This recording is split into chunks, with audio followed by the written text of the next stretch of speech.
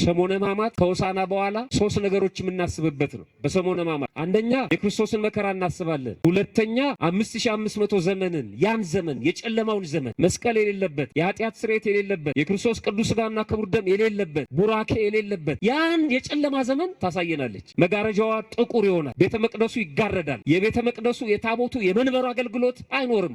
ማማተብ የለም። እግዚአብሔር ይፍታ የሚል ካህን የለም። አባቴ ይፍቱኝ የለም። አባቴ ይባርኩኝ የለም። ክርስቶስ ሆይ ማረን እየወደቅን እየተነሳን። እሱ ነው ሕማማቱ። የማንን ገንዘብ ነው እግዚአብሔር አምጥቶ የሚያስገባላቸው? ከሰው ወስዶ ነው። ይሄ ደግሞ በባህሩ የሚስማሙ አይደለም። ከሰማይ ነው። ገንዘብ አይታተምም እዛ። እንዴት ነው አካውንት ዝም ብሎ ገንዘብ የሚገባው? ሰርተ ለፍተ ደክመ ነው ተደውሎ ልገሌ ይህን ያህል ብር አስገብቼልሃለሁ የሚለው። በአየር ላይ ገንዘብ ይገባል እንዴ?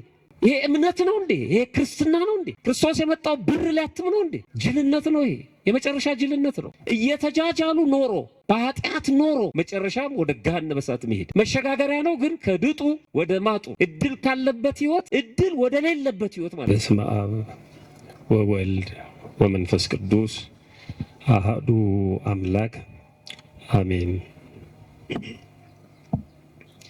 አዕይንተ እግዚአብሔር ካህናት፣ ሊቃውንተ ቤተክርስቲያን አባቶች እና ወንድሞች በዚህ በተቀደሰ ቦታ ከሩቅና ከቅርብ ተገኝታችሁ እግዚአብሔርን ደጅ የምትጠኑት የእግዚአብሔር ልጆቹ ምእመናን እና ምእመናት እንዲሁም ሕፃናት በቅድሚያ በልዑል እግዚአብሔር ስም እንደምን ሰነበታችሁ? እንደምን አመሻችሁ? አሜን። ሳይገባን ኃጢአታችንን ሳይመለከት በቸርነቱ በእድሜያችን ላይ ይችን ሰዓት ጨምሮ በዚህ በተቀደሰ ቦታ ሰብስቦ እንድንማማር ደግሞ እንድናመሰግነው የፈቀደልን የአባቶቻችን የቅዱሳን አምላክ የእኛም አምላክ ፈጣሪያችን ልዑል እግዚአብሔር ክብር ምስጋና ይግባው። አብሬ እሞታለሁ እንደ እግዚአብሔር መልካም ፈቃድ የምንነጋገርበት የስብከታችን ርዕስ የሚሆነው ይሄ ነው። እስኪ አብረን በለው። አብሬ በሉ፣ በደንብ በሉት። አብሬ እሞታለሁ። አብሬ ምን ሆናለሁ? ኢትዮጵያውያን አብሮ የበላ አብሮ ይሞታል ይላሉ። አብሮ የበላ አብሮ ይሞታል። በደስታ ጊዜ አብሮ የሆነ ሰው፣ በፍቅር ጊዜ አብሮ የሆነ ሰው በመከራ ጊዜም አብሮ ይሆናል፣ አይለያይም ለማለት ነው። አብሮ መብላት የፍቅር መገለጫ ነው። በተለይ ኢትዮጵያውያን ከማንም ጋር ማዕድ አይቆርሱም። መጽሐፍ ቅዱስም ይከለክላል። በነገራችን ላይ መጽሐፍ ቅዱስ ማዕድ አይደለም ሰላም አትበሏቸው ነው የሚለው። ቤተክርስቲያን ሰላማዊት ቤት ናት። ክርስቶስም የሰላም አምላክ ነው። ሰላም አትበሏቸው ማለት መንገድ ላይ እንደምናደርግ እንደምንዋልክ ወይም ሀይ እየተባባልን የምንጨባበጠውን ማለት አይደለም። ይሄ ልባዊ የሆነ መቀራረብ ከመጣ መስመር ከሌለው ገደብ ከሌለው አፈናቅሎ ሊጥል ስለሚችል ልብን ከመስጠት ጋር ማለት ነው። በተለያየ መልኩ እንዲህ አይነት ነገር በሃይማኖት ከማይመስሉ ሰዎች ጋር አብሮ መስራት፣ አብሮ ማጥናት፣ አብሮ ሀገር መገንባት፣ አብሮ ችግኝ መትከል ይቻላል። አብሮ መጸለይ፣ አብሮ መብላት አይቻልም። አብሮ መብላት የማይቻሉ ለምንድን ነው? የክርስቲያን ማዕድ የተከበረ ነው፣ ስርዓት አለው። ስንጀምር በጸሎት ነው የምንጀምረው፣ ስንጨርስም በምስጋና ነው አይደለም? ስለዚህ ሃይማኖቱ ሌላ የሆነ ሰው ከኛ ጋር አቡነ ዘበሰማያት ሊል አይችልም። ስብሐት ሲባልም ሊያመሰግን አይችልም። ካለበለዛ አብሬያችሁ ሆናለሁ ካለ ጥሩ ነው። ካለበለዛ ግን ምንድነው የሚሆነው? በተጽዕኖ ነው የሚመስለው ማለት ነው። ለእንጀራው ብሎ እኛ የምንለውን የሚል ከሆነ ይሄን ደግሞ ቤተክርስቲያን አታስተምርም። ስለዚህ ከዚህ አንጻር ከገሌ ጋር ማዕድ አልቆርስም ይላሉ። የመጨረሻ ውሳኔ ከሱ ጋር ማዕድ አልቆርስም። ምክንያቱም አብሮ ማምለክ፣ አብሮ መጸለይ፣ አብሮ እግዚአብሔርን መውደድ፣ አብሮ ሃይማኖትን መግለጥ ስላለበት ማለት ነው። እና አብሮ መብላት የፍቅር መገለጫ ነው።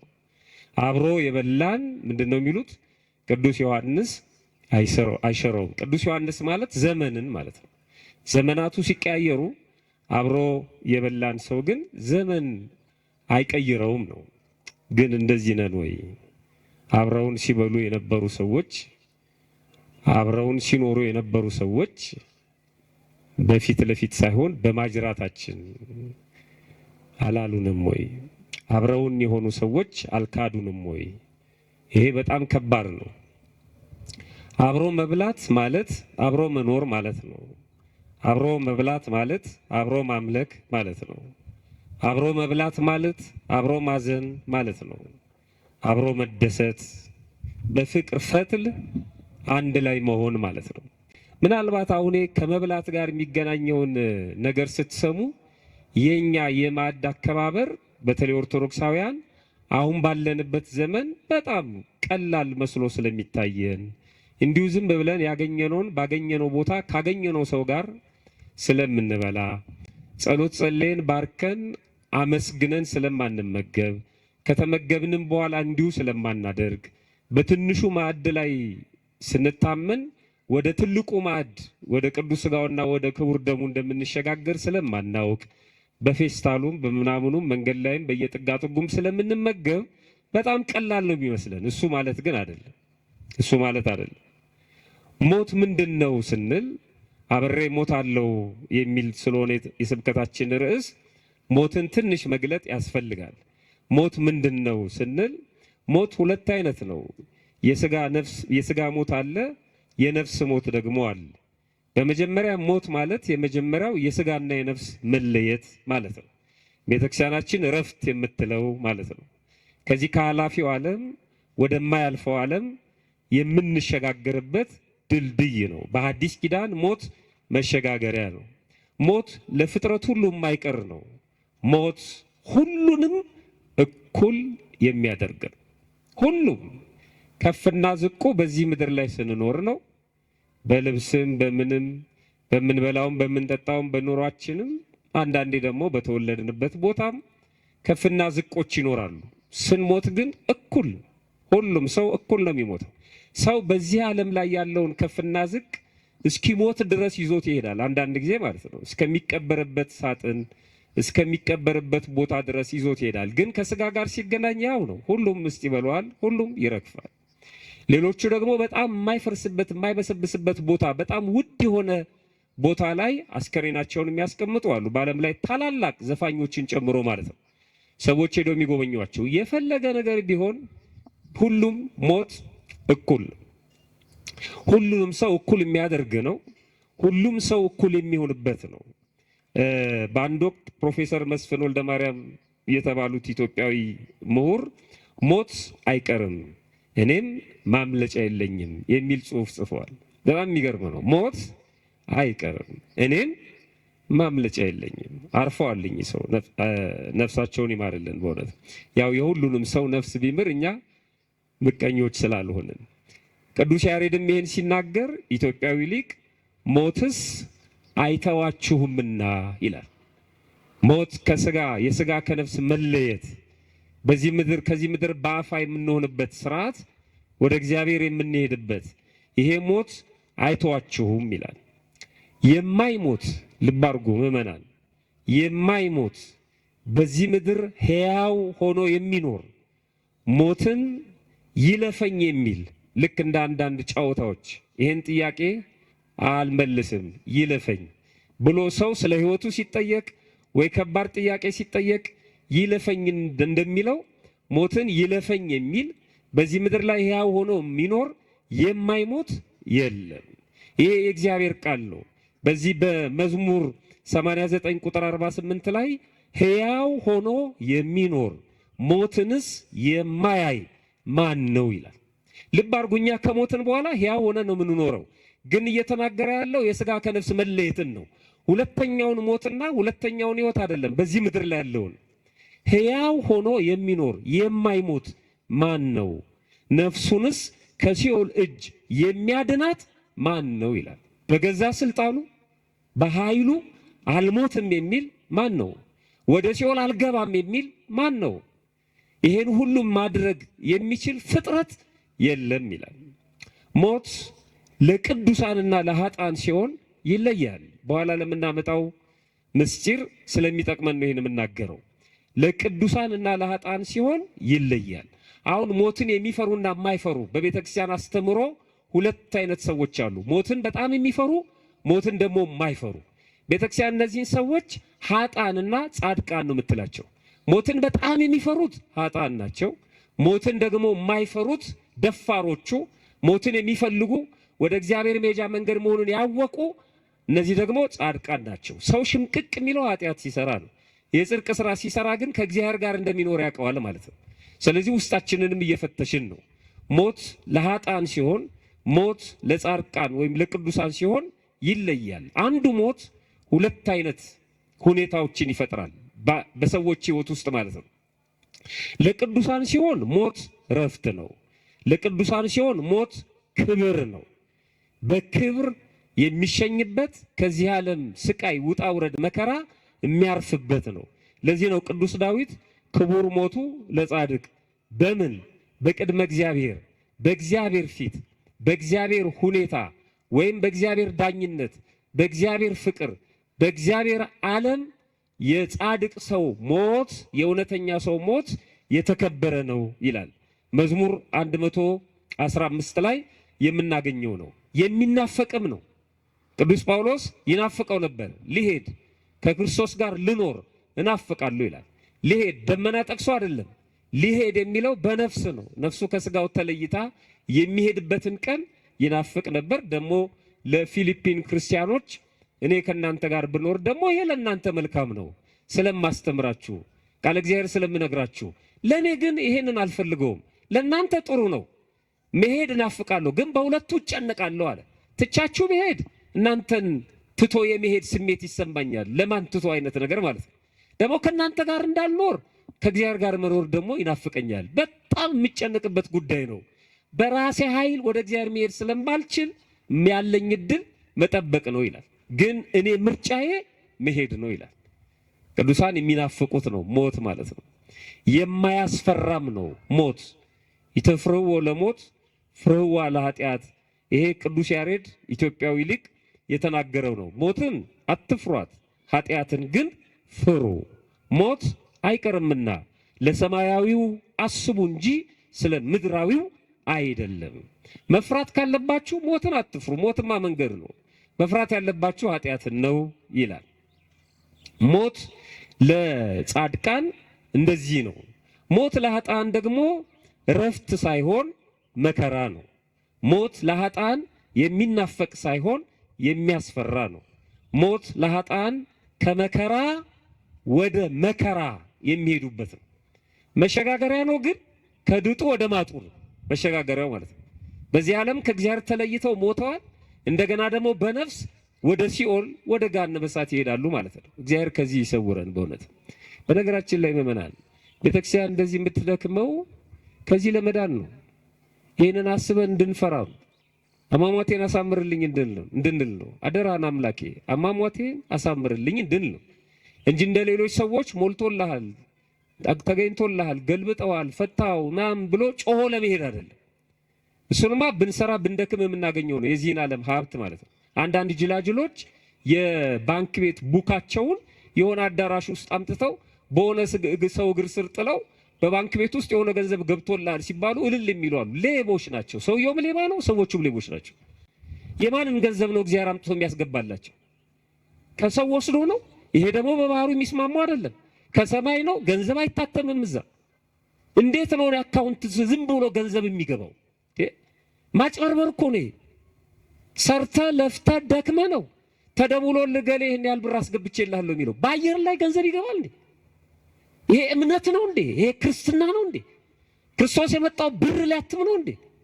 ጅልነት ነው። ይሄ የመጨረሻ ጅልነት ነው። እየተጃጃሉ ኖሮ በኃጢአት ኖሮ መጨረሻም ወደ ገሃነመ እሳት መሄድ መሸጋገሪያ ነው። ግን ከድጡ ወደ ማጡ፣ እድል ካለበት ህይወት እድል ወደ ሌለበት ህይወት ማለት ነው። እግዚአብሔር ከዚህ ይሰውረን በእውነት። አሟሟቴን አሳምርልኝ ለማለት ነው እዚህ የተሰበሰብነው። ሞታችንን ለማሰብ ነው፣ ሌላ ጉዳይ አይደለም። ፋይላችን ገና ነው። ነፍሳችን ከስጋችን ከተለየች በኋላ ይቀጥላል። የት ነው ማረፊያችን? እሱን ነው የምታመለክተን ቤተክርስቲያን። አሁን ከፊት ለፊት ያለው ሰሞነ ሕማማት ከሆሳዕና በኋላ ሶስት ነገሮች የምናስብበት ነው። በሰሞነ ሕማማት አንደኛ የክርስቶስን መከራ እናስባለን። ሁለተኛ 5500 ዘመንን ያን ዘመን የጨለማውን ዘመን መስቀል የሌለበት የኃጢአት ስርየት የሌለበት የክርስቶስ ቅዱስ ሥጋና ክቡር ደም የሌለበት ቡራኬ የሌለበት ያን የጨለማ ዘመን ታሳየናለች። መጋረጃዋ ጥቁር ይሆናል። ቤተ መቅደሱ ይጋረዳል። የቤተ መቅደሱ የታቦቱ የመንበሩ አገልግሎት አይኖርም። ውጪ ነው ሁሉ ነገር። ያ ዘመን እንዲህ ነበር ትለናለች ቤተክርስቲያን። ያ ዘመን እንዲህ ነበር። ማማተብ የለም ነበር። እግዚአብሔር ይፍታ የሚል ካህን የለም። አባቴ ይፍቱኝ የለም።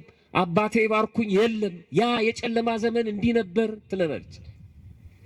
ከዛ በኋላስ ሶስተኛው የራሳችንን ኃጢአት እያሰብን የምናለቅስበት የራሳችንን አቤቱ ይቅር በለን እያለን ክርስቶስ ሆይ ማረን እያለን እየወደቅን እየተነሳን እሱ ነው ሕማማቱ። ስለዚህ በቤተክርስቲያን ስንገናኝ እነዚህን ነገር ነው የምናስበው። ከሞት በኋላ ያለውን ሕይወት ነው። ሞቱ በሌላ ቦታ ማለት ነው። ቅድም ቅዱስ ዳዊት ልበ አምላክ ቅዱስ ዳዊት የጻድቅ ሰው ሞት በእግዚአብሔር ፊት የከበረ ነው እንዳለ ሁሉ በተቃራኒው ደግሞ ሞቱ ለኃጥእ ጸዋግውቱ የኃጥእ ሰው የክፉ ሰው ሞት እጅግ በጣም ጭንቅ ነው፣ የከፋ ነው፣ ክፉ ነው። መዝሙር 33 ቁጥር 21 ላይ ይሄንን ይለናል። አብሮ መሞት ማለት ምን ማለት ነው? ስለ አብሮ መብላት ስለ ሞት ካየን አብሮ መሞት ማለት ምን ማለት ነው? ይህንን ከመመለሴ በፊት አብሮ መሞት ምን ማለት ነው? አብሮ የበላ አብሮ ይሞታል ይባላል። አብሬ እሞታለሁ ነው ርዕሳችን። አብሮ መሞት ማለት ምን ማለት ነው? አንድ ላይ በጅምላ መረሸን ማለት ነው? እንደ ዘር ማጥፋት እንደሱ ማለት ነው? ምን ማለት ነው አብሮ መሞት ማለት? ከዛ በፊት አንድ ታሪክ አስቀድማለሁ። ዛሬ መጋቢት ስንት ነው? 24 የምናስባቸው ኢትዮጵያዊው ጻድቅ ማን ናቸው? አባታችን አቡነ ተክለ ሃይማኖት። እስኪ ተክለ ሃይማኖት በሉ፣ ድገሙት። አሁንም ድገሙት። ተክለ ሃይማኖት፣ ተክለ አብ፣ ተክለ ወልድ፣ ተክለ መንፈስ ቅዱስ። ወደ ገድለ ተክለ ሃይማኖት ልወስዳችሁ ነው። ገድለ ተክለ ሃይማኖት ላይ አሁን የጠቀስኩት ርዕስ የተጠቀሰበት ታሪክ አለ። አብሬ እሞታለሁ የሚለው ማለት ነው። ዕለቱ ነው። ተክለ ሃይማኖት ኢትዮጵያዊው አባታችን ጻድቁ ዛሬ ዕለታቸው ነው። በረከታቸውን ለማግኘት የእሳቸውን ስም አንስተን እንነጋገራለን። ርዕሳችን አብሬ እሞታለሁ ነው። እዛ ገድል ላይ ከተጠቀሱ ታሪኮች አንዱ እንግዲህ ጻድቁ አባታችን አቡነ ተክለ ሃይማኖት በኢትዮጵያ ምድር እየተመላለሱ በማስተማር ይታወቃሉ። ሐዋርያ ናቸው። ሐዲስ ሐዋርያ ይባላሉ። በሐዲስ ኪዳን ጌታችን መድኃኒታችን ኢየሱስ ክርስቶስ ከመረጣቸው እና ካሰማራቸው ከሾማቸው 12ቱ ሐዋርያት ጋራ ክብራቸው እኩል ነው። ምክንያቱም ቀጥታ ክህነትን የተቀበሉት ከሰማይ ነው። ቀጥታ ማለት ነው። በሰው አይደለም የተካኑት፣ በመንፈስ ቅዱስ ነው። ስለዚህ ሐዲስ ሐዋርያ እንላቸዋለን። መንበራችንን የኢትዮጵያ መንበርም የሚጠራው በተክለ ሃይማኖት ነው። ሌሎቹ በመንበር ሲወዳደሩ ሮማውያን የቅዱስ ጴጥሮስ መንበር ነው ያለን ሲሉ፣ ሌሎቹም የቅዱስ ማርቆስ መንበር ነው ያለን ሲሉ፣ ኢትዮጵያ በአፋ እንዳትሆን አባቶቻችን ይህንን አጥንተው የኢትዮጵያ መንበርም የተክለ ሃይማኖት መንበር ነው። ለዚህ ነው መንበረ ተክለ ሃይማኖት የሚል ስም ለቅዱስ ፓትርያርኩ ኢትዮጵያን ለሚመራው የኢትዮጵያን ቤተክርስቲያን ለሚመራ ፓትርያርክ እንዲሰየም ቅዱስ ሲኖዶስ የወሰነው ማለት ነው። መንበረ ተክለ ሃይማኖት የኛ መንበር መንበረ ተክለ ሃይማኖት ነው የሚባለው። መንበራችን የሚጠራው በጻድቁ በአባታችን በአቡነ ተክለ ሃይማኖት ስም ነው። በረከታቸው በሁላችን ላይ ድሮ ይኖር። ጻድቁ በኢትዮጵያ እየተዘዋወሩ አስተምረዋል። በዚህ ዓለም የኖሩት በስጋ በምድር ላይ ተመላልሰው 99 ዓመት ከ10 ወር ከ10 ቀን ነው የኖሩት። ያ ሁላችንም እንደምናውቀው ጽንሰታቸው፣ እረፍታቸው፣ ልደታቸው ይታወቃል። አሁን እዛ ዝርዝር ውስጥ አልገባም። በተለይ በደቡቡ የሀገራችን ክፍል በወላይታ እና በዙሪያው ብቻ ወደ 12 ዓመት አስተምረዋል። ይሄ እንግዲህ በተከታታይ ትምህርት የሰጡበትን ነው። በተወሰነ ጊዜ ሄዱበት ደግሞ ሌሎች ጉዞዎች አሉ። 12 ዓመት አስተምረዋል። ጣዖታትን በማፈራረስ ጥርጥርን፣ ኑፋቄን ከሰዎች ልብ በማውጣት ይታወቃሉ። በተለይ በዛ አካባቢ በጣም ተጋድሏቸው አብዝቶ የሚነገረው ጣዖታትን፣ የጣዖት ቤቶችን በማፈራረስ ነው።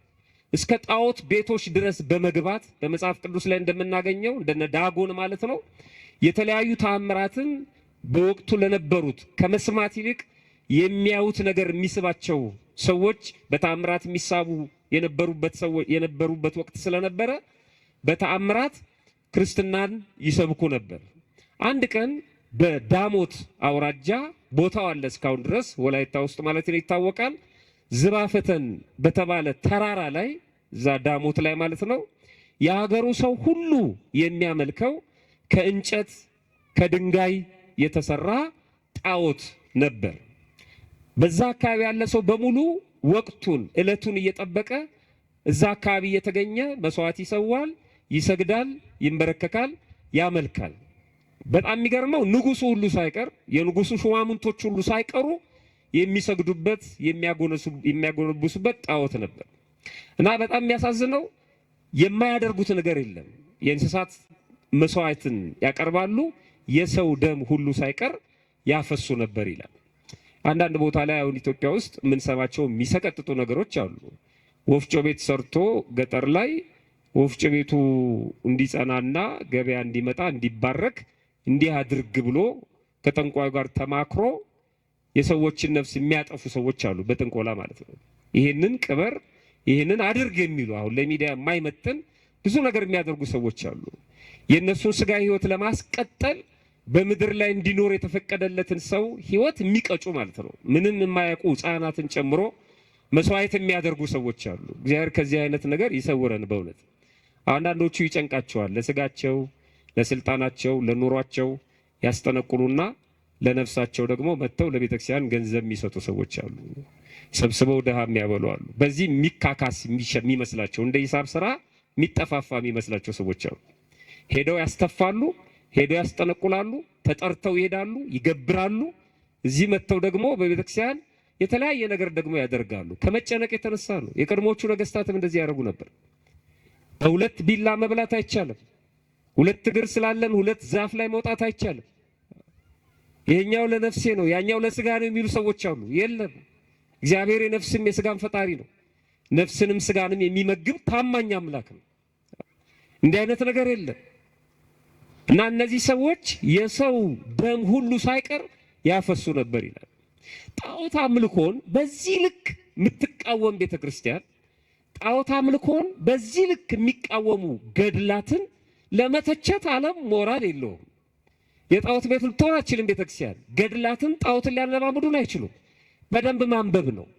የጣዖት ጸር ናቸው ገድላቱን በሙሉ ስናነብ ማለት ነው። በተለይ ተክለ ሃይማኖት ከጣዖት ጋር በተገናኘ በጣም ጽዩፍ ናቸው። ሰው ሁሉ ወደ እግዚአብሔር እንዲቀርብ ብዙ መስዋዕትነት ከፍለዋል። ክርስቶስን ሲያስተምሩና ሲገልጡ የኖሩ ናቸው።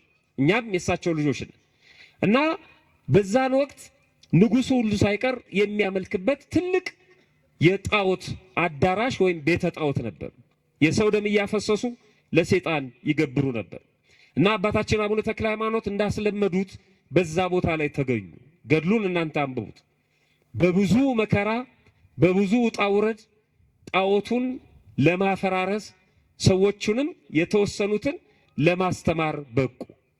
የሀገሩ ሽማግሌዎች ግን ጉዳዩ አስከፋቸው። ያ ይመለክ የነበረው ጣዖት በዛ ምክንያት እነሱ የሚፈሩበት የነበረው ምክንያታቸው እንዳልነበረ ሲሆን በጣም ተቆጡ፣ ተበሳጩ፣ ተጨነቁ እና በተክለ ሃይማኖት ላይ እርምጃ ለመውሰድ አሰቡ። ገድላቸው እንደዚህ ይላል። ገድላቸው የአቡነ ተክለ ሃይማኖት ገድል ገጽ 115 ላይ 36ኛው ምዕራፍ ላይ ሁሉም ኢትዮጵያዊ ተክለ ሃይማኖት ገድል ሊኖረው ይገባል። ምክንያቱም ኢትዮጵያዊ አባታችን ስለሆኑ ማለት ነው። እና ቃል ኪዳኑ በጣም የሚገርም ነው የአባታችን የአቡነ ተክለ ሃይማኖት ገድል እና እንደዚህ ይላል ገድሉ ላይ ከጥቂት ቀን በኋላ አባታችን ተክለ ሃይማኖትን ያዙት። የአገሩ ሰዎች ሽማግሌዎች መጥተው አገረ ገዢውን ጣዖታችንን ያጠፋ ይህንን ሰው ከንጉሱ ዘንድ እስክናደርሰው ድረስ እኛ መተን እስክንቀበል ድረስ አጽንተ ጠብቀው አሉትና ለዛ ለወረዳው ገዢ ከተማ ከሆነ ደግሞ ለከንቲባው ማለት ነው አባታችን አቡነ ተክለ ሃይማኖትን አስረው ሰጡት አደራ። እኛ ሄደን ወደ ንጉሱ የማዕከላዊው መንግስት ያለበት ቦታ ስለሚርቅ የ3 ወር መንገድ ያስኬዳል። በጣም የሚገርም እዛ ሄደን ለንጉሱ ነግረን እርምጃ እስከሚወሰድበት ድረስ ይሄንን ሰው ጠብቅ ብለው ለሀገረ ገዢው ሰጡት። ቀፈረወድም ይባላል አገረ ገዢው እና ተቀበለ። የአደራ እስረኛ ማለት ነው። ምክንያቱም ህዝቡ በነቂስ ወጥቷል። ይሄም ሰው ጣዖት አምላኪ ነው። የሀገሩ ሽማግሌዎች ናቸው። በጣም ተቆጥተዋል።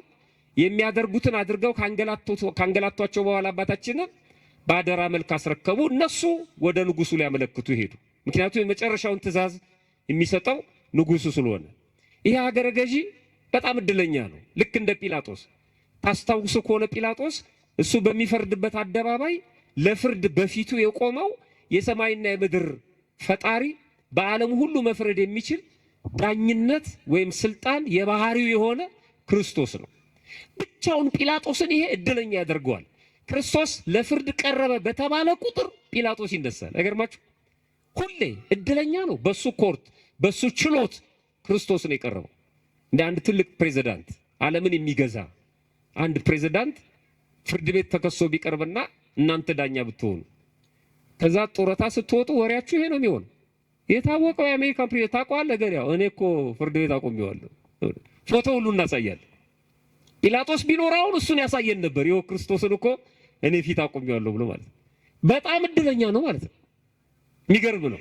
ይሄ ቀፈረወድም በጣም እድለኛ ነው። አባታችን አቡነ ተክለ ሃይማኖትን ለመዳኘት ወደ ቤቱ ይዟቸው እንዲሄድ በቤቱ ውስጥ እስረኛ እንዲሆኑ እግዚአብሔር ፈቅዶለት ማለት ነው ወሰዳቸው ወደ ቤቱ።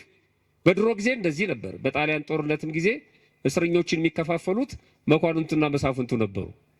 ጣሊያኖች ሲማረኩ ምክንያቱም እነሱን ሁሉ የሚያጉር በቂ እስር ቤት ስለሌለ ባላምባራስ ገሌ 5 ውሰድ፣ ፊታውራሪ ገሌ 3 ውሰድ እየተባለ ማለት ነው እስረኛ ይከፋፈላሉ ማለት ነው። እንደውም አንድ ባለስልጣን አንድ እስረኛ ጠፍቶባቸው አንድ ጣሊያን እና ወደ አጤ ሚኒሊክ ቤተ መንግስት መጡ እና ዝም ብለው አይናቸው ይቀላወጣል፣ ወደዚህ ይላሉ። እና አንድ ባልንጀራቸው እንዴ ምን ሆነው ነው ገሌ ሲላቸው አንድ ፈረንጅ ፈልጌ ነው። እንዴ ለምን? የሰጡኝ ንጉሱ የሰጡኝ እኮ ይሄን ያህል ቁጥር እስረኛ አንድ ፈረንጅ አንድ ጣሊያን ጎደለ። ታዲያስ በቃ አንዱን ፈረንጅ አስገብቼ እዛ አቀላቅለዋለሁ ምን አገባኝ። እና ፈረንጅ ነበር የሚፈልጉት፣ ምክንያቱም ይቆጠራል፣ ከባድ ነው። ጣሊያን ይሁን ጀርመን ይሁን አይመለከታቸውም እነሱ እና በሰዓቱ ማስረከብ ስለነበረባቸው። ስለዚህ እንደሱ ስለነበር ነው ይሄ ባለስልጣንም አባታችን አቡነ ተክለ ሃይማኖትን ይዞ ወደ ቤቱ ሄደ። በ3 ወር ቆይታ ውስጥ ግን በጣም የሚገርም ነገር ተደረገ። የአካባቢው ሰዎች በሙሉ ለማየት በሚመጡበት ጊዜ በፊታቸው ጸጋ ባላቸው ሞገስ እየተማረኩ በቃለ እግዚአብሔር እየተማረኩ የእግዚአብሔርን ቃል ያስተምሯቸው ነበር ተክለ ሃይማኖት። በዚህ ሰው ቤትም የታመመ ልጁ ነበር። ያ ልጁ ሁሉ ተፈወሰ። በመንደሩ በሙሉ ያሉ በሽተኞችን ያመጡ ጀመር። እነዛ በሽተኞች በሙሉ ይፈወሱ ነበር ይላል። ታላላቅ ታምራትን አባታችን አቡነ ተክለ ሃይማኖት ማድረግ ጀመሩ። እስሩ የቁም እስር ነበር፣ ግን ይሰብኩ ያስተምሩ ነበር። በአንድ ጊዜ ከአካባቢው ጋር ተግባቡ። እግዚአብሔር ሞገስ ስለሆናቸው ማለት ነው። ሀገረ ገዢው ልቡ ቅን ነው እና በሚያደርጉት ታምራት በሚሰብኩት ስብከት አመነ ይላል። ምን አይነት ታምር ነው? ምን አይነት ነገር ነው የምሰማው ብሎ በጣም ተደነቀ ይላል። እሱ እድለኛ ስለነበረ በሚሰማው ወይም ሰዎች በነገሩት ሳይሆን በሚያዩ ነገር ለማመን በቃ። መጽሐፍ እንደዚህ ይላል። አንደኛ ዮሐንስ ምዕራፍ 1 ቁጥር 1 ላይ ስለ ሕይወት ቃል ከመጀመሪያው የነበረውና የሰማውን በዓይኖቻችን የነበረውንና የሰማነውን በዓይኖቻችንም ያየነውን የተመለከትነውንም እጆቻችን የዳሰሱትን እናወራለን። ሐዋርያት ክርስቶስን የሰበኩት እንደዚህ ነው። በነገራችን ላይ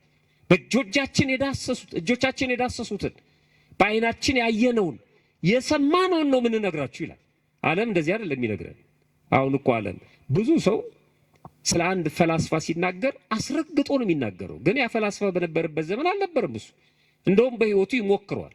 ጥርቅም የተሰበሰበ መጽሐፍ አንብበው ማለት ነው። በሕይወታቸው ሞክሩታል። ጅልነት ነው በጣም። ሐዋርያት የነኩትን፣ የዳሰሱትን፣ የሰሙትን፣ ያዩትን ክርስቶስን ግን ዓለም አልተቀበለው።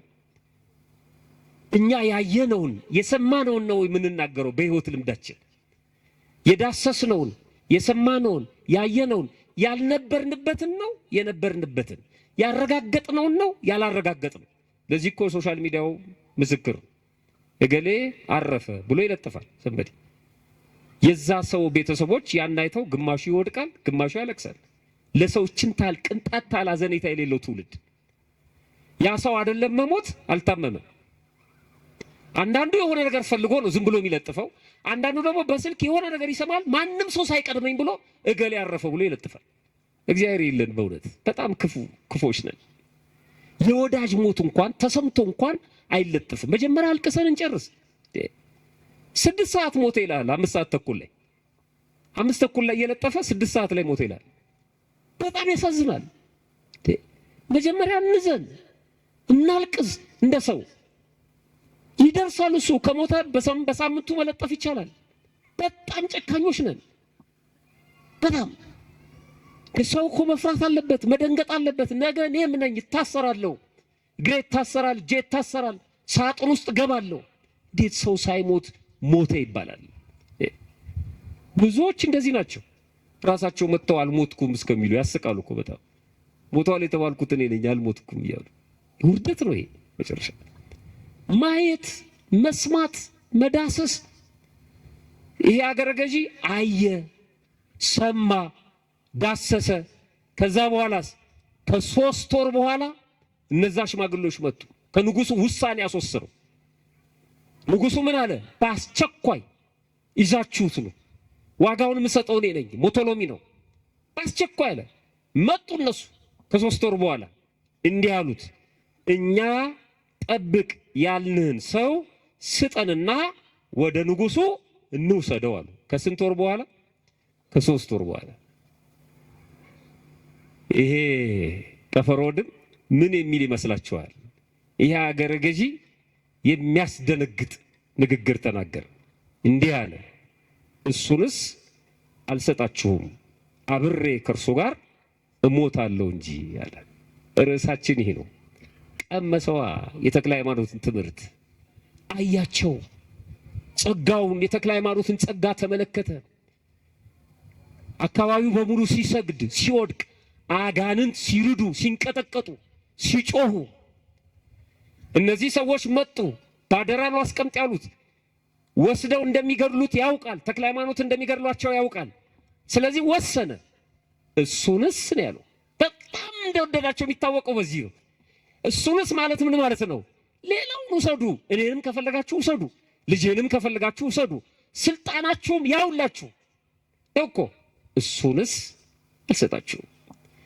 በጣም የምትወዱት ሰው የሆነ ዕቃ ይጠይቃችኋል፣ ትሰጣላችሁ። የሆነ ዕቃ ይጠይቃችሁ፣ ትሰጣላችሁ። የሆነ ዕቃ ሲጠይቃችሁ ወይ ይሄንንስ ምን የምትሉት? አልሰጥም። በጣም ስለሚያስፈልጋችሁ ማለት ወይ ይሄንንማ አትውሰድብኝ፣ ይሄንንስ አልሰጥህም። ንግግሩ በጣም አንጀት የሚበላ ነው። እሱንስ ምንድነው ያለው? አልሰጣችሁም፣ አብሬው እሞታለሁ አለ። የሚገርም ነው። ገድለ ተክለ ሃይማኖት ገጽ 116 ላይ ነው። አብሬ እሞታለሁ። ሰዎቹ በአገረ ገዢው ንግግር ተገረሙ። ምን እንዳገኘ አላወቁም። እሱ ግን በ3 ወር ውስጥ ገድሉን ሄዳችሁ ስታነቡ አንደኛ ጋኔን ይጥለው ያሳብደው የነበረው ልጁ ተፈውሶለታል ይላል። ባለስልጣን ስለሆነ በልጁ መታመም አፍሮ ደብቆት ነበር። ብዙ ሰዎች እንደዚህ ነው የሚያደርጉት።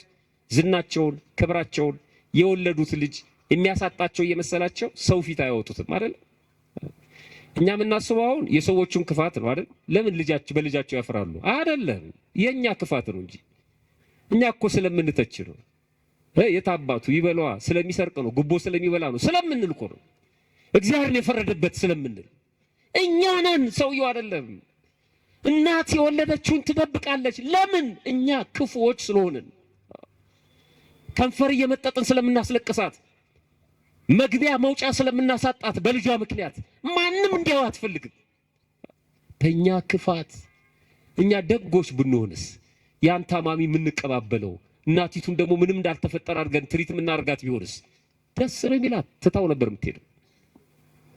ደብቆት ይኖር ነበር። አየ ተክለ ሃይማኖት ወደ ቤታቸው ሲገቡ ምን የሚደበቅ ነገር አለ? ጋኔኑ ጨነቀው፣ እሪ አለ።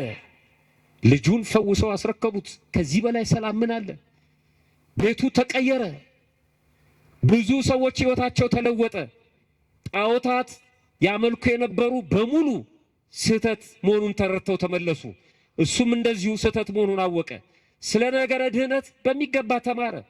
በቪአይፒ እያስተማሩት ተክለ ሃይማኖት ቤቱ ተገኝተው እንዴት ነው ላይረዳ የሚችለው? ስለ ክርስቶስ እንደኛ ነገረ ዘርቅ ቧልት ፌዝ አውርተው በልተው ጠጥተው አሄዱ። ተክለ ሃይማኖት እንዲህ አይደለም። ቁም ነገረኛ አባት ናቸው። እንዴት አያስተምሩት? አብሯቸው እያደረ አብሮ እየዋለ ስለ ነገረ ክርስቶስ አወቀ። በጣም የሚገርመው ከመላው ቤተሰቦቹ ጋር በአንድ ላይ ተጠምቆ ክርስትናን ተቀበለ። የክርስትና ስሙም ገብረ ዋህድ ተባለ ይላል። እነዚህ ከ3 ወር በኋላ የመጡ ሰዎች አያውቁም። ገብረ ዋህድ መሆኑን አያውቁም። ልጁ እንደተፈወሰ አያውቁም። ተክለ ሃይማኖት ስንት ነገር እንዳደረጉለት አያውቁም። እኛ ለቅዱሳን ያለንን ፍቅር ዓለም እንዴት ያውቀዋል? ተክለ ሃይማኖት ለኔ የደረሱልኝን፣ ኪዳነ ምሕረት ለኔ ያደረገችልኝን፣ ቅዱሳን ለኛ የዋሉትን ውለታ ይሄ በሁለት ጥቅስ አካኪ ዘራፍ የሚለው ሰው እንዴት ይረዳኛል? እንዴት ነው ለሱ ምነግረው? ከባድ ነው። ጣዕሙን የቀመስኩት እኔ ነኝ። አንድ ሰው ብርቱካን ግዛና ና አለው አንድ ጓደኛውን።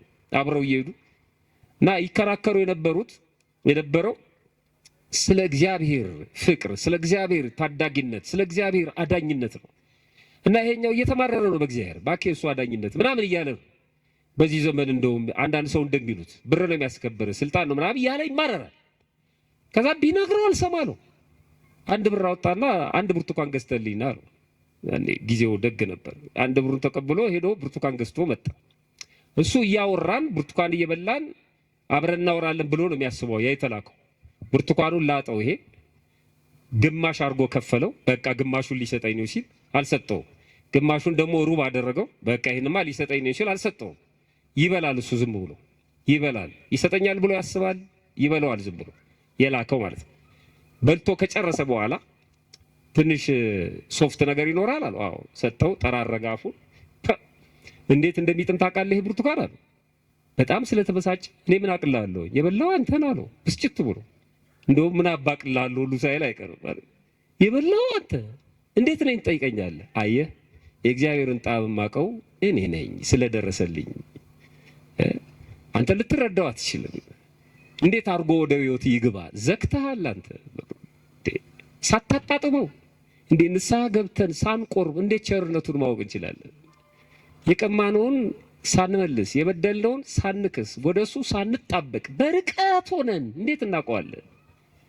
ተጠግተን ሳናየው እንዴት እናውቀዋለን? ኑ ወደ እኔ ቅረቡ አበራላቸዋለሁ ነው ያሉ። ጨለማ ውስጥ ነን። እንዴት ነው ወደ ብርሃኑ ሳንመጣም ይበራልን ህይወታችን? ሳንጠጋ በርቀት እንዴት ይሆናል? እነዚህ ሰዎች አላወቁም። ትክክል ነው፣ ርቀዋል። ገብረ ዋህድ ግን ቤት ነው ያለው። አባታችን አቡነ ተክለ ሃይማኖት ጋር ነው ያለው። አጣጥሞታል ፍቅሩን። ስለዚህ አይገርምንም። መጥተው አምጣ ማለታቸው አይገርምም። እሱም ደግሞ ሲመልስላቸው እሱንስ አልሰጣችሁ አብሬው እሞታለሁ። እናንተ አንብቡት። ትንሽ ነገር ልንገራችሁና ላጠቃል። ሰዎቹ ለንጉሱ ይሄንን ነገር ሄደው ተናገሩ።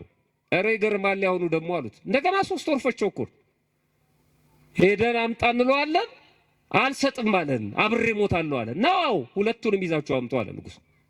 ሁለቱንም ከሌላ 3 ወር በኋላ የገብረ ዋህድ የሱም ሃይማኖቱ አድጎ ጎልምሶ ማለት ነው መጡ። እነዚህ ሰዎች በሉ ሁለታችሁም እንድትመጡ ተብሏል ብለው አሰሯቸው ሁለቱንም እና መጓዝ ጀመሩ። ይሄ ባለስልጣን ነው።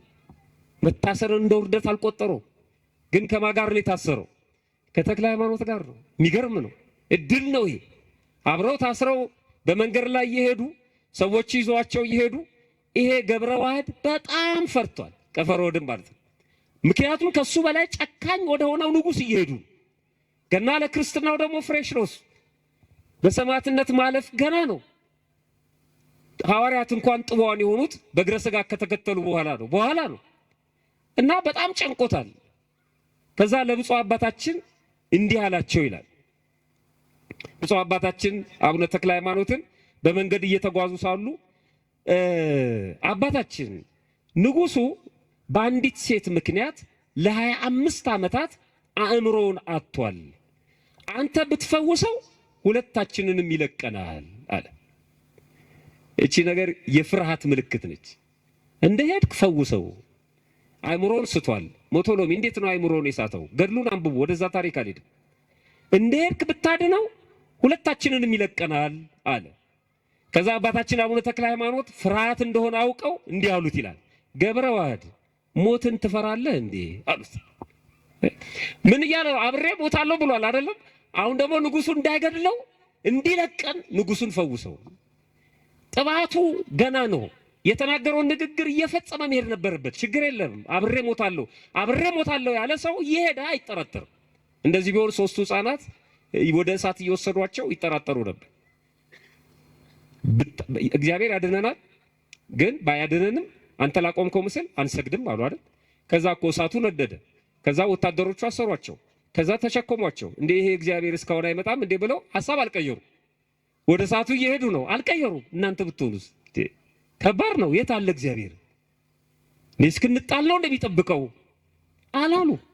ገብረ ዋህድ ግን እዚህ ደረጃ አልደረሰም እና እባክህን ብሎ ነው ልመና ያቀረበው። ብትፈውሰው ይለቀናል። ገብረ ዋህድ ሞትን ትፈራለህ እንዴ አሉትና አይዞ ፈጣሪያችን በንጉሱ እጅ አይጥለንምና አትፍራ።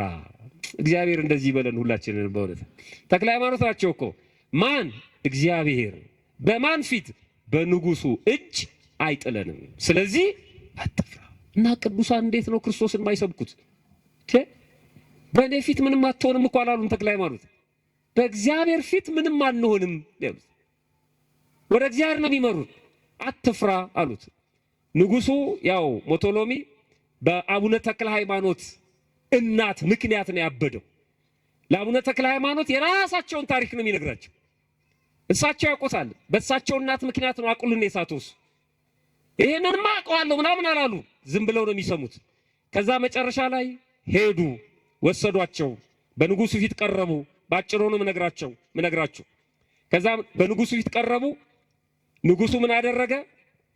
በሎ ያዟቸውና 10 ሰዎች አምጡ፣ ማነው ቀፎ፣ የንብ ቀፎ አምጡ፣ ሁለቱንም በንብ ቀፎ ውስጥ ክተቷቸውና ከተራራ ላይ ጣሏቸው አለ፣ አዘዘ ማለት ነው። እና መጀመሪያ 10 ሰዎችን መረጠ። እነዛ 10 ሰዎች 5 ሆነው ተሸክመው አቡነ ተክለ ሃይማኖትን በአንድ ቀፎ፣ ገብረ ዋህድን በአንድ ቀፎ አድርገው ተራራው እስካሁን ይታያል፣ ወላይታ ውስጥ ማለት ነው። እዛ ከተራራ ላይ ወደ ታች ወረወሯቸው ይላል። ግን መልአኩ ቅዱስ ሚካኤል ታዘዘና በክንፉ ተቀብሎ መሬት አሳረፋቸው፣ ምንም ሳይሆኑ ማለት ነው። ከዛ በኋላ ከነዛ ከጣሏቸው ሰዎች ቀድመው በንጉሱ ፊት ተገኙ። የጣልከን በእግዚአብሔር ቸርነት ግን ተርፈናል ብለው መሰከሩ። እነዛ 10 ሰዎችም መጡ፣ ይሄንኑ ተናገሩ። አይደለም አለ ንጉሱ፣ አልጣላችኋቸውም፣ ውሸታችሁን ነው። በሉ አሁን አለ እነዚህን 10 ሰዎች አድርጋችሁ እንደገና ደግሞ ሁለቱንም አድርጋችሁ 12ቱንም ማለት ነው ሌላ 24 ሰዎችን አዘጋጅቶ ወደዛው ገደል እንዲጥሏቸው አዘዘ ይላል። አሁንም በእግዚአብሔር ቸርነት ከዛ ከተጣሉበት ተራራ ተረፉ ይላል። ገድሉን እናንተ አንብቡት። ከዛ መጨረሻ ላይ ንጉሱ በጣም ተበሳጨ ይላል። በዚህ ብስጭት ብቻ ከ300,000 በላይ ሰው አስገድሏል ይላል። ተናዶ ተቆጥቶ ማለት ነው። እንዴት ሊተርፍ ይችላል ብሎ እና ብዙ ታሪክ ነው ያለው። መጨረሻ ላይ ገብረ ዋህድንም አባታችን አቡነ ተክለ ሃይማኖትንም እስር ቤት ወረወራቸው እና ንጉሱ አቅሉን ሲስቶ ሲያብድ ሲጨነቅ ይሄ ገብረ ዋህድ ያየዋል እና ጠጋ ብሎ ወደ ንጉሱ ገብረ ዋህድ እንዲህ ብሎ ተናገረ ይላል ገድሉን ስታነቡ። ንጉሥ ሆይ ለምን እንደዚህ ትጨነቃለህ? በፈጣሪው ብታምን እኮ ይሄ ሰው ባዳነ ነበር አለው ይላል።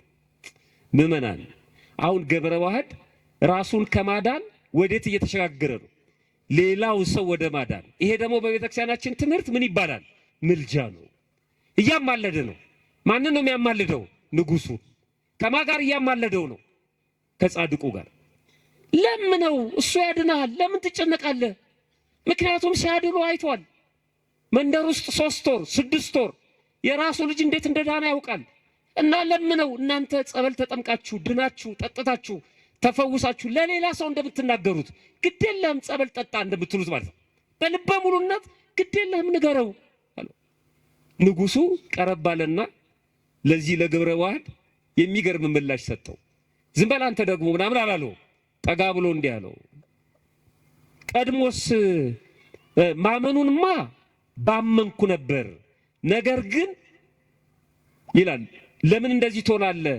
እሱ በሱ ፈጣሪ ብታምን ይፈውሳል ስላለው ማመኑንማ ባመንኩ ነበር፣ ነገር ግን መንግስቴን እንዳይወስድብኝ እፈራለሁ አለ። አቤት የኔ ቤተክርስቲያን በተርጉማን ይሄን ቃል አውለው አሳድረው ያሰነብቱን ነበር ሲፈቱት። እኔማ በሱ አምላክ አምን ነበር፣ ግን መንግስቴን ይወስድብኛል። የዚህች ቤተክርስቲያን በሰው አይደል መከራዋን የምትበላውች ቤተክርስቲያን ዓለማዊ ስልጣን የምትፈልግ ነው ይመስላችሁ አይደለም? ሰዎች ታጠፋናለች ነው የሚሉት። አጀንዳዋ ግን አይደለም፣ በጭራሽ አጀንዳዋ አይደለም። ምድራዊ ንግስና አጀንዳዋ አይደለም።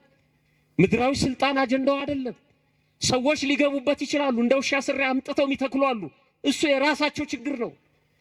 ቤተክርስቲያን የምታስተዋውቀው ሰማያዊውን ንጉስ ነው። ሰማያዊ መንግስት ነው የምትሰብከው። ፖለቲካ አጀንዳ የላትም። ሰዎች ባየር ላይ ይፈሯታል። ይሄን አትቀማ ምን ያደርግላታል? ምድራዊ ንግስና ምን ይሰራላታል? እሷ ሌሎች ትተው ከቤተ መንግስት እኮ ወደ ገዳም ሄደዋል። መሰረቷ እሱ አይደለም። ፈራ ንጉሱ ስልጣኔን ይወስድብኛል ብዬ ነው እንጂ እሱ በሚያመልከው ፈጣሪማ እንደሱ ቀላል መስሎታል። ከጣዖት ወደ ጣዖት መሸጋገርን ይመስል እሰግድለታለሁ ችግር የለውም ማለት። ገብረ ዋህድ ምን ብሎ መለሰ? የትምህርቱን ብቃት በክርስትናው የጸና መሆኑን የተክለ ሃይማኖትን ቃል በደንብ እንደሰማ ነው የሚያስረግጠው ምላሹ። ምን አለ ገብረ ዋህድ? ቀድሞስ እንኳ ከቤት የሳር ትቢያ እንኳን አልሻም ሲል አልሰማሁም? ምን ሲሰብከው ነበር ንጉሱን፣ እሱ ግን አልሰማም። የሳር ትቢያ አልሻም ሲል አልሰማሁም። ስለዚህ ነገር እኔ እጨርስልሃለሁ አትፍራ አለው። ዘመናዊ ደላሎች እንደዚህ አይደል የሚሉት? እኔ እጨርስልሃለሁ ግን ገንዘብ ትከፍላለህ። ገብረ ዋህድ እኔ እጨርስልሃለሁ አለ። ምኑን? መንግስት እንዳይወሰድብህ ከሆነ ፍርሃት ቶ እሱ አይፈልግም። ተክለ ሃይማኖት ምድራዊ መንግስት አይፈልጉም። የተሳሳተ ወይም ደግሞ ይሄ ዝም ብሎ በጨለማ የተጻፈ ገድል የሚያነቡ ሰዎች አሉ። ከምድራዊ ነገስታት ጋር ሊያገናኙት ይፈልጋሉ የተክለ ሃይማኖትን ክብር። በጭራሽ በጭራሽ። የሰማያዊ የሳቸው ነው። አይፈልግም ተክለ ሃይማኖት። እኔ እነግርሃለሁ እኔ እጨርስልሃለሁ አለው። ከዛ በኋላ ምን ሆነ? እናንተ አንብቡት እስከ መጨረሻው ድረስ። ንጉሱ አምኖ ተጠምቋል። አይገርማችሁም? ገብረ ዋህድ በተክለ ሃይማኖት ምትክ መንኩሶ ገብረ ዋህድ ማለት ነው። በተክለ ሃይማኖት ምትክ እዛ ደብረ ዳሞ ላይ ያለውን ገዳም ለማስተዳደር በቅቷል። ለ12 ዓመት ማለት ነው። 12 ዓመት አካባቢውን በርዕሰ አበውነት መርቷል፣ ወይም ደግሞ በገዳም አበምኔትነት መርቷል ገብረ ዋህድ ማለት ነው። ያንን አካባቢው ወደ ክርስትና ቀይረውት በዛ ገዳም ብዙ መነኮሳት እንዲሰበሰቡ ተደርጎ በተክለ ሃይማኖት ትምህርት፣ ከዛ እሳቸው ወደ ሌላ ቦታ ሲሄዱ ገብረ ዋህድን ተክተው የገዳሙ አበምኔት ሆኖ አስተዳድሮ አርፏል። ከዚህ አባት ረድኤት በረከት ያሳትፈን። በእውነት አብሬህ ምን ሆናለሁ ነው ያለው? አብሬህ እሞታለሁ። እኛ ከአባታችን ከአቡነ ተክለ ሃይማኖት ጋር አብረን መሞት አንፈልግም? አብሮ መሞት ማለት ምን ማለት ነው? አብሬ እሞታለሁ ስንል ጻድቁ የሚያምኑትን እምነት አምናለሁ፣ ጻድቁ የሚከተሉትን መንገድ እከተላለሁ፣ እንደ ተክለ ሃይማኖት ለእግዚአብሔር ገዛለሁ፣ እንደ ተክለ ሃይማኖት በተጋድሎ እተጋለሁ፣ እንደ ተክለ ሃይማኖት ትሁት እሆናለሁ፣ እንደ ተክለ ሃይማኖት ለሰው አዝናለሁ ማለት ነው። የተክለ ሃይማኖትን እምነት አድርጌ የተክለ ሃይማኖትን አምላክ አድርጌ በሃይማኖቴ እጸናለሁ ነው። አብሬ ሞታለሁ ነው። አብሬ ሞታለሁ ማለት እሱ ነው። በጻድቁ ቤት ተወልዶ በጻድቁ ቤት አድጎ በጻድቁ ጓሮ መቀበር ማለት ነው። አብሮ መሞት ማለት በተክለ ሃይማኖት ቤት፣ በተክለ ሃይማኖት ግቢ፣ በተክለ ሃይማኖት ግቢና ቤት ማለት ቃል ኪዳን ቅጽሩ ማለት ነው። በሱ ኖሮ እስከ መጨረሻ ድረስ አምኖ መሞት ማለት ነው። አብሮ መሞት። አንዳንድ ሰዎች አብረው ይኖሩና አብረው የሚበሉት ከሌላ ጋር ይሆናል። አብረው ኖረው አብረው የማይሞቱ አሉ። አብረው በክርስትና ይኖራሉ፣ በሞታቸው ጊዜ ደግሞ አስከሬናቸው ሲንከራተት እናያለን። ቤተክርስቲያን እንዳይቀበር ሆኖ ማለት ነው። እግዚአብሔር ከዚህ ይሰውረን። በእውነት እሱ አብሮ መሞት አይደለም። ከቅዱሳን ጋር አብሮ መሞት እሱ ነው። አንተ በዚህ በገድላቸው ላይ እንደዚህ ይላል፣ አንተ ከተቀበርክበት ቤተክርስቲያን፣ አንተ ከተቀበርክበት ቤተክርስቲያንም በታነጸበት ቦታ የተቀበረ ሁሉ በእኔ ዘንድ ዋጋ አለው። ገሃነምን አያያትም፣ የገሃነም እሳት ከቶ አያይም። ስሙ በሕይወት መጽሐፍ የተጻፈ ነው። ስሙ በሕይወት መጽሐፍ ያልተጻፈ ሁሉ በቦታ አይቀበርም ይላል። አይገርም? እድል ነው ከተክለ ሃይማኖት ጋር ኖሮ ከተክለ ሃይማኖት ጋር መሞት። ከተክለ ሃይማኖት ጋር መሞት ማለት በገዳማቸው ብቻ መቀበር አይደለም። እሱ በሕይወት መጽሐፍ የተጻፈ ነው ይላል። ብዙ ሰው ወደ ተክለ ሃይማኖት ገዳም አስከሬን ወስዳችሁ ቅበሩ ይላል እና እዛ ስለተቀበረ ብቻ የሚጸድቅ ሰው አለ። ይሄን ቤተክርስቲያን አታበረታታም። በነገራችን ላይ ኑዛዜ የምትሰጡ እናቶች አባቶችም ለቤተሰብ ማዘን አለባችሁ። እንደው ከሞትኩ በኋላ የራሱ ጉዳይ ብላችሁ አይደለም። የቀድሞዎቹ አመቻችተው ነው፣ ለቀብራቸው አመቻችተው፣ ለጉዞ አመቻችተው ሁሉን አድርገው ከነሳ አባታቸው ጋር ተነጋግረው እዚህ ጋር እንደዚህ ያለ እዚህ ጋር እንደዚህ ያለ ብለው ስሞት እዚህ ልቀበር። ያሁን እኮ ምንም ነው፣ ዝም ብሎ ብቻ ተናዘው አይጧ እንዳለችው ነው ይባላል። አይጧ ልትሞት ስትል ብዙ አይጦች ከበው ምን አለች አሉ? ፍትሃቴ ጎንደር እንዲሆን አለች። ቀብሬ ደግሞ ደብረ ሊባኖስ። ማነች? አንድ ሽማግሌ አይት ኧረ ተይ እባክሽ አላት። እንዲህ አይነት ትዕቢት አሁን ይሄን ማን ይሰማኛል ብለሽ ነው ስትባላ፣ አይ እንደው ለደንቡ ብዬ ነው አለች። ለደንቡም ቢሆን አታውሩ። ለምንድን ነው ቋሚ የሚሰቃየው? እዛ ደብረ ሊባኖስ የተቀበሩ አስከሬኖች ልክ ቀብራችሁ ዞር ስትሉ የገዳሙ አባቶች ሲናገሩ ቀባሪው ከሄደ በኋላ ኃይለኛ ድምጽ ይሰማል። ሳጥኑ ወደ ታች ይወርዳል፣ አፈሩ ይመለሳል። እንደዚህ ይላል እና ተቆፍሮ ሲታይ ሳጥኑ የት እንደገባ አይታወቅም። በሕይወት መጽሐፍ የማይጻፍ መጀመሪያውን እዛ አይቀበርም። ያው ገድሉ ነው የሚለው። ቢቀበርም ሳጥኑ ይሸሻል። መሬቱ ዝም ብሎ አይደለም። ገድሉ ላይ የተጻፈው ዝም ብሎ አይደለም። ስለዚህ አብሮ ለመቀበር አብሮ መኖር፣ ተክለ ሃይማኖት በሚያገለግሉበት መቅደስ ማገልገል፣ ተክለ ሃይማኖት የሚያመልኩትን ክርስቶስን በትክክል ማምለክ፣ ይቀበሉት የነበረውን ቅዱስ ሥጋና ክቡር ደም መቀበል፣ ይፈትቱት የነበረውን ቅዱስ ሥጋና ክቡር ደም በንጽህና በቅድስና መፈተት፣ ከተክለ ሃይማኖት ጋር መኖር፣ ከተክለ ሃይማኖት ጋር መሞት፣ ከተክለ ሃይማኖት ጋር መቀበር። ማንም መደዴ ተነስቶ ስለ ቅዱሳን ሲናገር እሱንስ አልሰጣችሁም አብሬ እሞታለሁ። ፈጣሪያችን በቸርነቱ ሰምቶ ከመጥፋት ያድነን፣ ይቆየን።